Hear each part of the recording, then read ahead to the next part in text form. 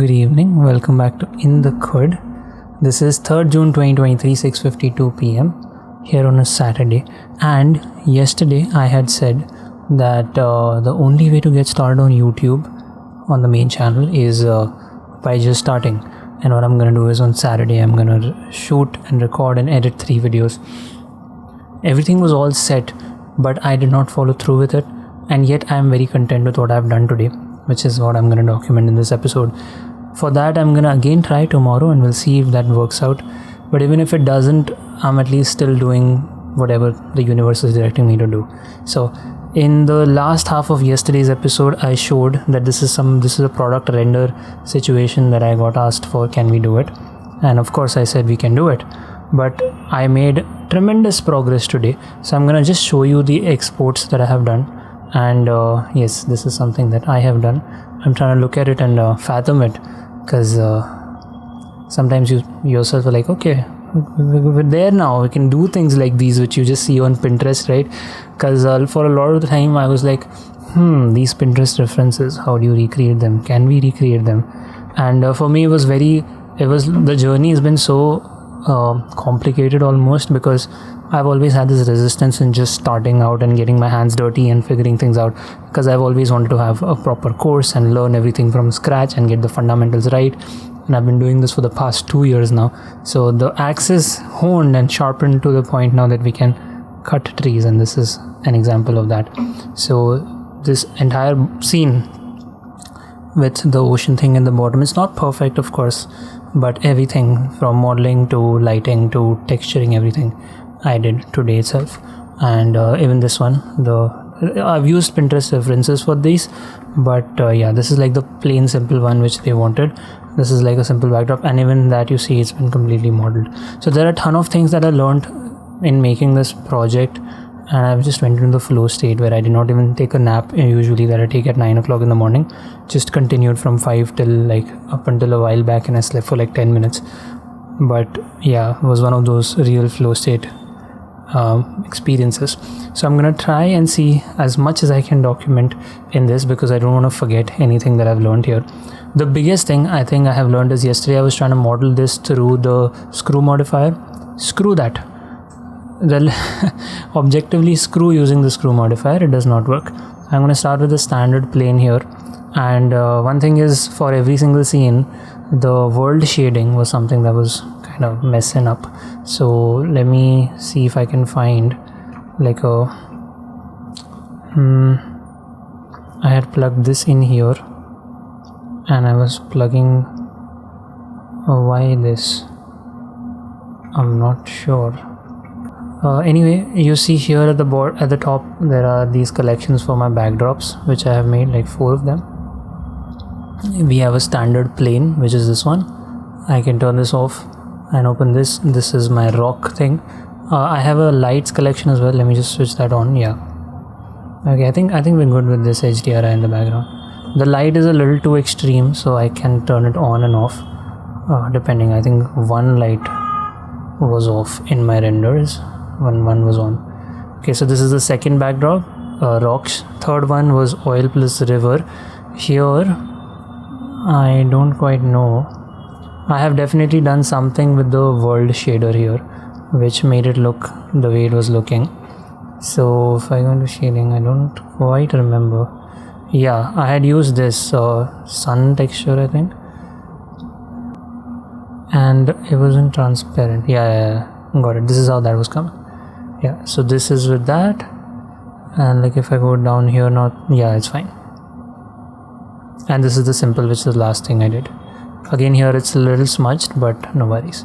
So I don't know where to begin. Yeah, I said screw the screw modifier. Why? Because you see there are 3 tests here for the model itself. Test number 1 is something here. I started off by trying to understand how to have a proper glass material and have the liquid inside interact the way that it should. And I'm going to actually go about mentioning the YouTube tutorials that I found really helpful, because it will act as a credit situation as well, and I can even refer to them later. So they're all in order actually. Yesterday night I had seen this tutorial by Heavy Poly, and Heavy Poly has his something like script running with Blender, which is amazing. You just press a few buttons and a ton of pie menus come up. It's kind of complicated to get into right now, so I'm not worrying about it. This this video was very helpful because I understood translucent BSDF and transparent BSDF. Here this video was helpful in just basic modeling, so I said don't use the screw modifier. So in test number 3, how I made this is basically using the circle. This is made from a mesh circle. I think it should be still called, no, I've renamed it, but it's basically a mesh circle, and I've applied like mirror. I've applied mirror to it, mirror and subdiv, like very basic modeling. Okay, one another amazing thing I learned is how to just put label on it. That's credit to this video. You just put a UV project modifier on top of the thing, and then you have an empty in front of it, like this empty here called sticker. So if you just move this sticker around, the UV project has, like, you have to scale it up and down, but then you don't have to UV unwrap the model or anything. There's just this sticker moving around does what you wanted to do. So that was amazingly from here. Now there's a lot of time pass in between. Gold shader, I don't think I use this. I think one of these glass videos was very helpful in understanding that why, of course the Blender Guru video is obviously very helpful in understanding that if you want to have the liquid a certain color, you don't change the principal BSDF, you play with the volume absorption of it. So what I can do is, the modeling is actually pretty simple. I don't even know what to document here, so I'm gonna let go of that. I will quickly jump into shading, and I think that is more important. World, you've seen kind of what it is. Now if I select the cap, this is something I was stuck for a long time, like the cap, because it was like a goldenish texture and I wasn't very sure what to do. Like, it wasn't looking like that. So it turned out that playing with roughness was the solution. For a long time I was making it look like this, like a wood, but it's not actually wood. In here it is not very clear, but I saw a few other references on Amazon for this product, and it is like proper metal. So metallic 1, and I think transmission is at 0. Transmission also is playing a lot with. So that is that. Most importantly, the bottle here, oil bottle. Okay, bottle has 3 slots in it. One is the plastic, which is the main thing here. Let me just solo the bottle.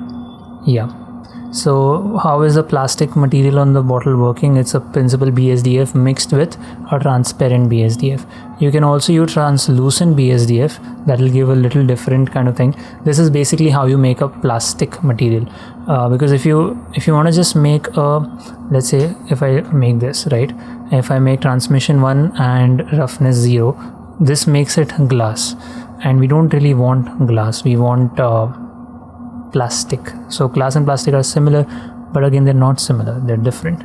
So this is how you do it. Mix transparent or translucent BSDF.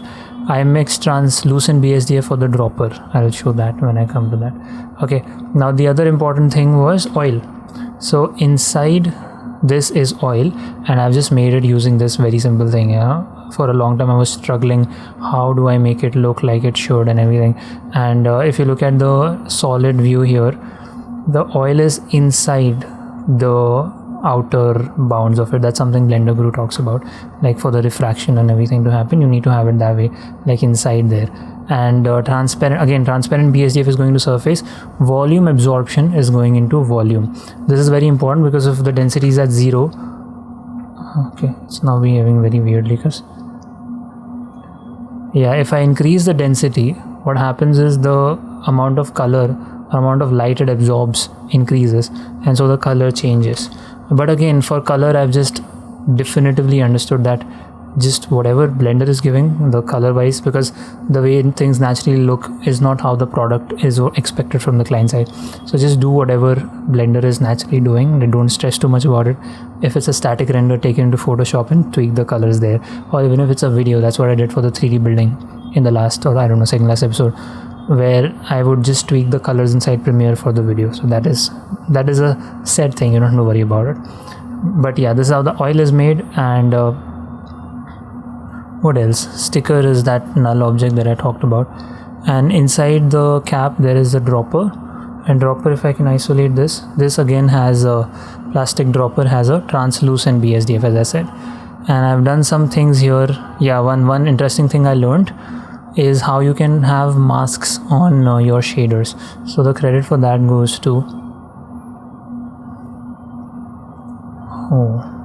this guy, Combine Texture Shaders Mask from Blender Inferno.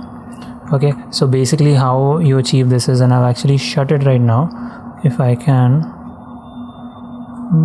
Yeah, so what you see is basically a little part of this.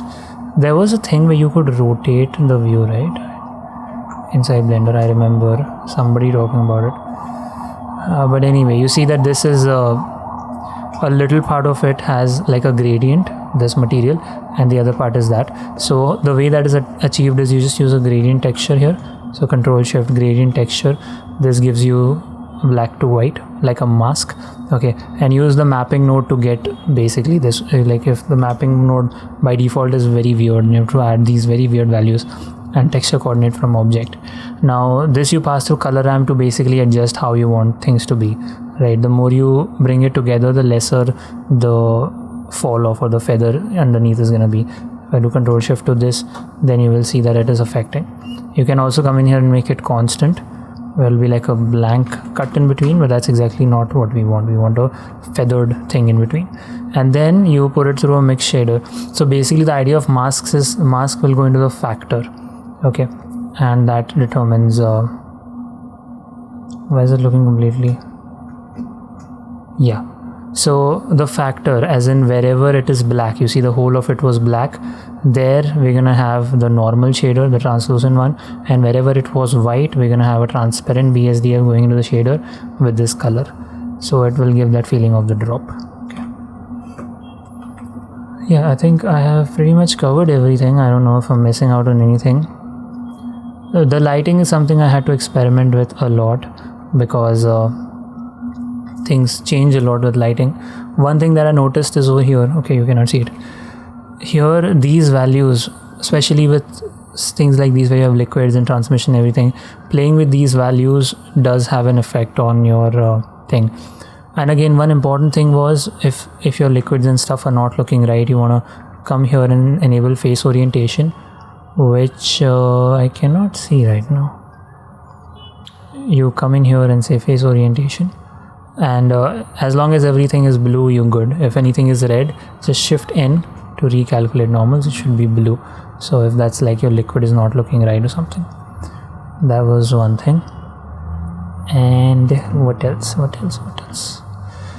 Glass with water. Yeah, I was just like following along one tutorial and trying to see how you can just make, I think this was which tutorial which I exactly followed along. Yeah, ocean. I remembered ocean is something I have to show. This one by Philip. This is a very good tutorial. I watched this one to understand how like liquid should interact and stuff. Yeah. For the backdrops, the standard plane and everything is fine. Stage plus rocks is also fine. This rock I got from cgtrader.com and I just like placed it a certain way. This is a basic cylinder. One amazing thing now is that I'm not afraid of just using primitive shapes and making things from there. I don't have to rely on like having perfect splines and then using the screw modifier or something very particular. Just use whatever primitive works and then from there just adjust vertices and go about subdiv or bevel or however. So I'm a lot more comfortable with modeling overall now. So this is a pretty simple setup. I don't think there's anything that I have to show here. Oil plus river, yes, this is very interesting.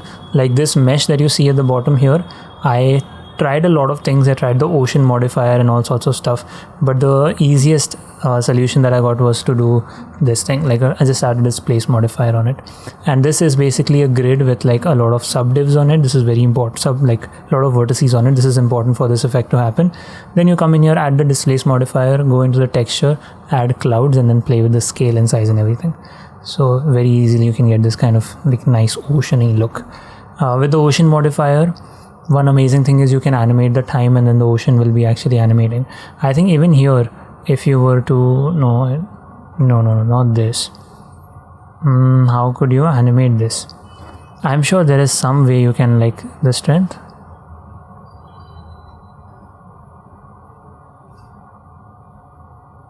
Something you could do to animate it, I'm sure. But anyway, we can go to the ocean modifier as well to animate, or I think the wave modifier also allows you to animate. Anyway, so that is that. I think I have pretty much covered everything. Again, I was very keen yesterday to record those 3 videos for Rajmeet Singh. It's something like the stars are not quite aligning for that channel, for the main channel, and a lot of things just keep coming up. But I am very glad with the progress I've made today. So that's that. Yeah, there was this thing, a little hint of doubt in me that I keep saying that I can make all these 3D renders and everything, that I know enough Blender and 3D now, but do I really? And this little project that I made today with these renders proved that yes, we are on the right path, and I haven't been overestimating things. So that's it for today's documentation. Thank you so much for being in the khud. I will catch you not tomorrow, if again Sunday depends, but on Monday mostly. Peace.